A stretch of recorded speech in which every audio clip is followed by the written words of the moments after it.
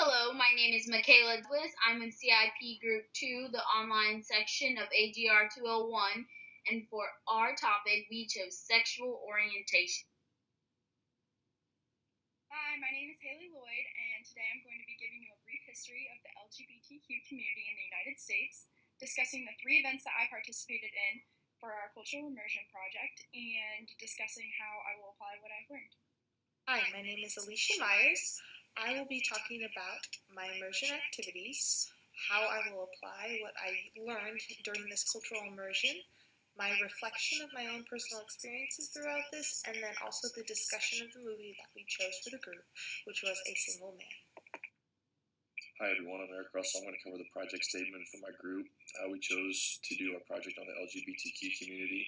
We chose this topic due to the relevance that this group has in our culture and today's society. We also realize that there are certain rights and privileges of the LGBTQ community that are a large topic of conversation in politics at the state and national level. And we also, just as a whole, want to learn more about their values and the way that they impact society. A 2009 YouTube video titled The Timeline of the Gay Rights Movement in the USA gave us a brief history of the LGBTQ community. The history goes as follows. In 1624, Richard Cornish is believed to be the first person in North America to be executed for homosexuality. In 1777, Thomas Jefferson makes sodomy committed by men or women punishable by mutilation instead of death. In 1917, the U.S. immigration law banned persons with abnormal sexual instincts from entering the United States. In 1973, the American Psychiatric Association declares that homosexuality is not a psychiatric disorder. In 1979, over 100,000 people take part in the first March on Washington for LGBTQ rights. In 2004, Massachusetts is the first state to legalize same-sex marriage. During my Safe Zone training interview, we talked about major assumptions about people and subjects within the LGBTQ community. We wrote down on the board heterosexual, gay, lesbian, bisexual, and transgender, and we sorted those into categories. We went around in groups and we discussed them. So we wrote down assumptions that people had, names, thoughts that automatically popped into mind. So as far as heterosexual, people wrote down straight or religious. As far as gay, people wrote down fashion, someone wrote down AIDS. And these weren't things that we specifically thought, but that were general assumptions about that community. Someone for lesbian wrote down tough or rugby, sports such as basketball. And then as far as bisexual, it was confused. And then even the family dog isn't safe, which was a big discussion that we had, clarifying what that meant. And the last one for transgender, we had Caitlyn Jenner or rich, because sometimes those procedures cost lots and lots of money. So I have 3 major assumptions according to twu.edu counseling. So the first one is that there are specific gender roles in gay relationships.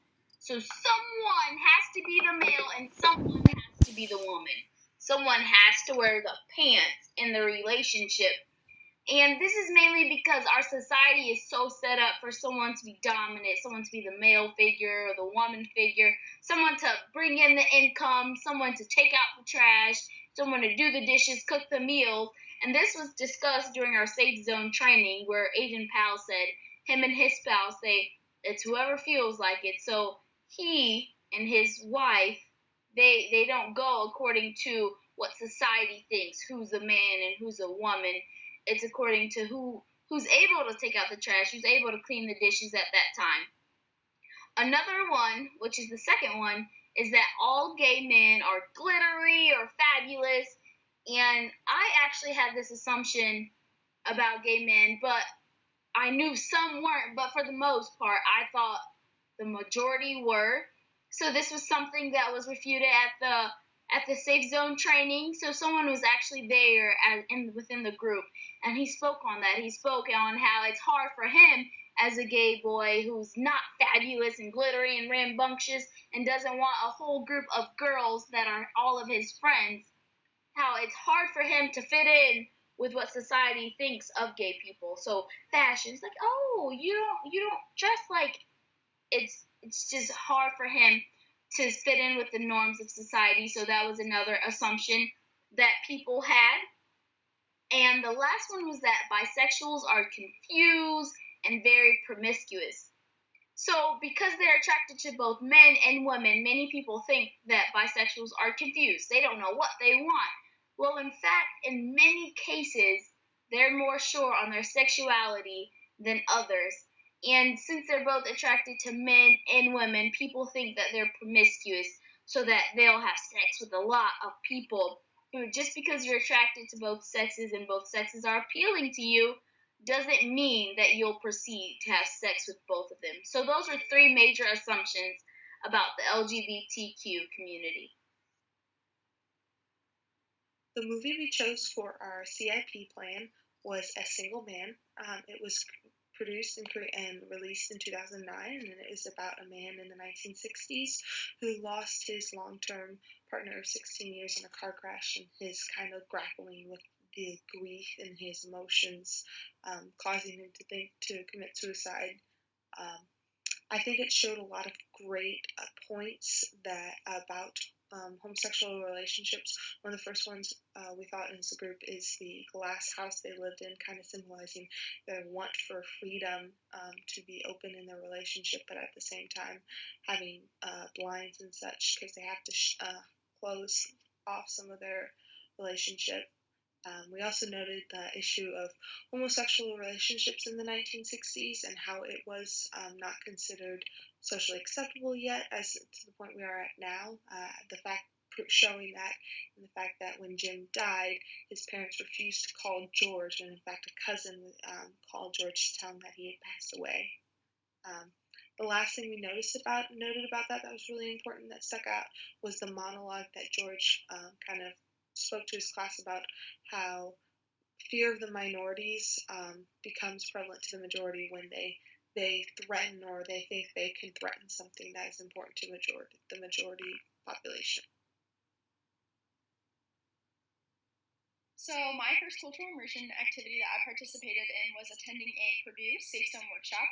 It was on June 27th from 2 to 5 p.m.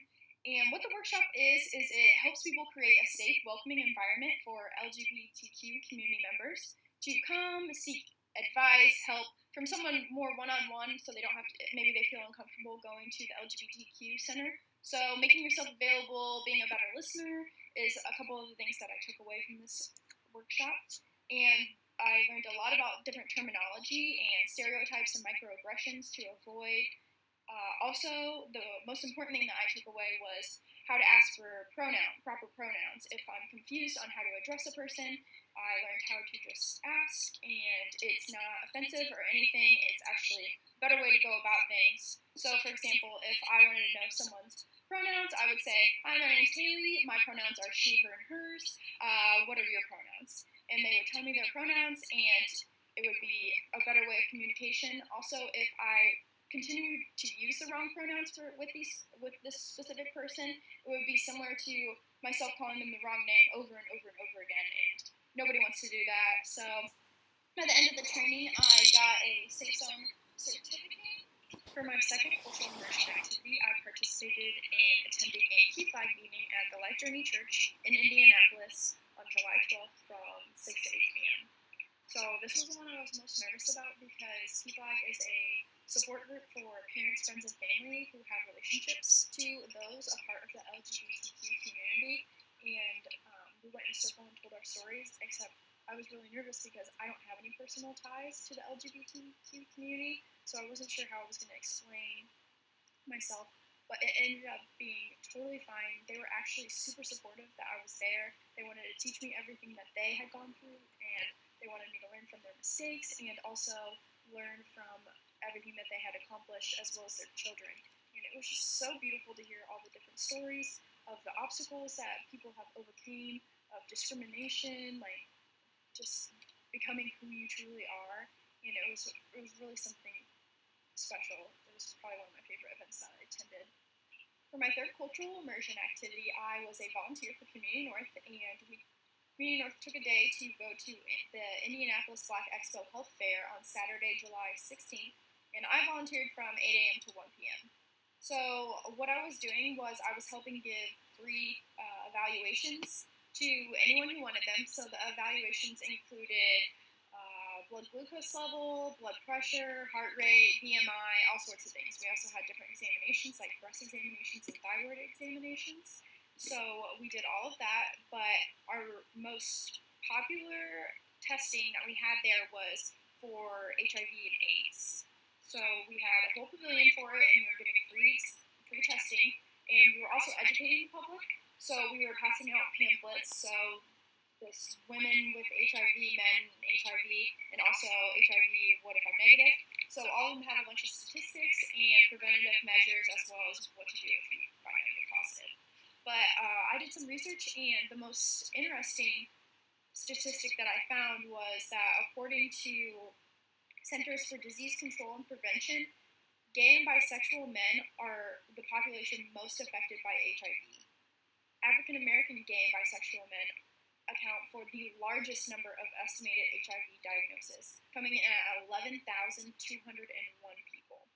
So I thought it was really interesting to see how a larger community of African Americans had a smaller community within it of LGBTQ people who were so highly affected by this disease.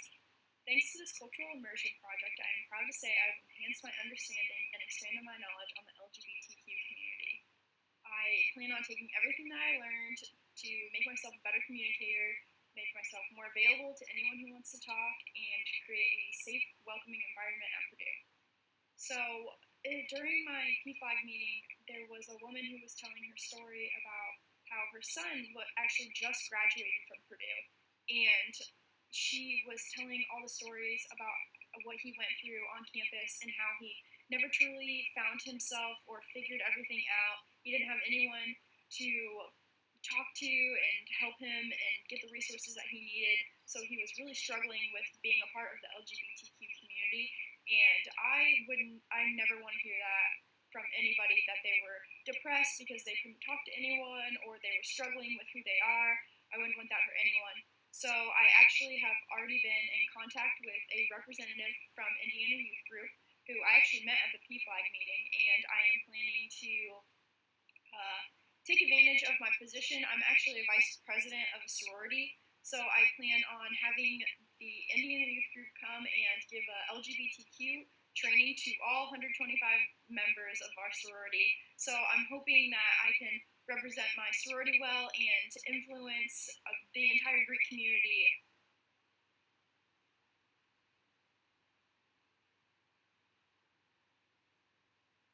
Because of my time frame for this activity and my conflicting work schedule, there are certain events I could not unfortunately go to that I planned to go to because of the discrepancy in my schedule. I was able to volunteer for the Indie Youth Group by donating food for their organization on July 6th, as well as I donated a meal for them on July 13th that I prepared for them. I wanted to do more work continue with this organization, and I actually plan on using another activity to be a mentor for them, but unfortunately the orientations for this is held quarterly, and I was unable to attend one and be a mentor in time for this project. My second activity I went to was an Indie Pride Mixer event on July 21st from about 6 to 7 p.m. When I interacted with local community members of the LGBT community there, and actually got into a couple great discussions. One of them actually led to my next cultural immersion activity. A gentleman I met at the event invited me to meet him at a local gay bar. After the events of Pulse nightclub in Orlando, I was really interested to include this as part of my cultural immersion activities, and I felt like it was really touching that he wanted to share this experience with him, and it was kind of really a lot of fun. I went there on July 23rd, and I was there for about a couple hours, so we left around like 10:30, and that was my 3 cultural immersions activities I was able to do for this project. This cultural immersion project gave me the ability to be at a more personal level with the LGBT community and understand their views and values as being within the community and participating. I was already a supporter of the LGBT community, but this experience helped me delve delve more into their point of view and how they feel, and I feel like this is a really great experience for that. Especially the thing that struck me more about was feeling how they just want the same rights and abilities that other citizens have and don't dwell on, while it is difficult actually for those in the community. And since for this is the transgender bathrooms, South Carolina recently passed a law restricting bathroom use, and this is something that they see that while some people see it as protecting young children from men in bathrooms, the transgender community just simply wants to use the bathroom they feel the most comfortable in. This cultural immersion project also showed me that as much has been done, I feel like there's still some progress that is needed to be made. I talked with a woman at one of my Indie Pride events for one of my activities who was bisexual and had had serious relationships with women in college, and yet she felt uncomfortable and did not tell her husband that when she married, till they were almost married for 5 years, the fact that she was bisexual and had a relationship with multiple women, because she feared he would reject her or be angry with her for some reason. I feel like this instances, as well as like instances when lesbian, gay, or young transgender children run away from home to be themselves because they fear their family will hurt or try to force them to change, is something that is a very serious issue, and I believe more education is needed, as well as more communication between both sides, because we really should be projecting the love and respect between them instead of the fear that sometimes I feel like is portrayed more.